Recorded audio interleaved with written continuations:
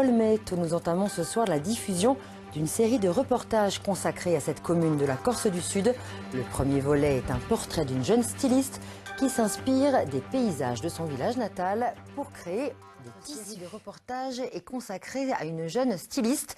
Floriane Andreani s'inspire de prises de vue de son village natal pour créer des tissus. Marie-Christiane et Stéphane Agostini.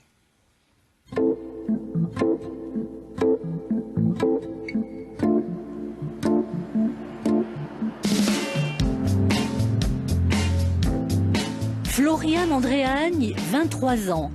C'est sur la fin de ses études à l'école de stylisme Esimode de Toulouse que le déclic se produit.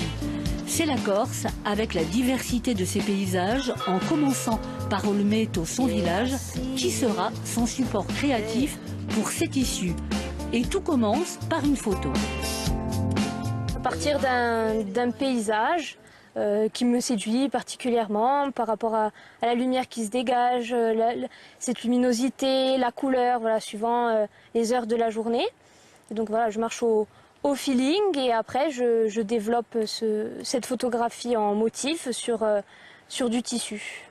J'avais envie de montrer une autre vue d'Olmeto parce qu'on a l'habitude de voir Olmeto en longueur, on voit cette traverse éternelle. Et je sais pas, cette vue, je la trouve particulièrement touchante. On retrouve le petit village corse sur flanc de colline. Et puis je trouve qu'on voit bien l'église. Et franchement, enfin, c'est ma vue préférée du village. Les couleurs, la lumière, le bleu de la mer, le vert de la montagne ont imposé un nom, Verdilla, pour sa griffe de vêtements. Et c'est ainsi que sur ces t-shirts, tuniques, kimonos, paréos et pochettes viennent se fondre des vues d'Olmeto, les ports de Corse, les fleuves ou cascades de l'île, totalement retravaillés par informatique. Sur ce cafetan, c'était un coucher de soleil à Baville.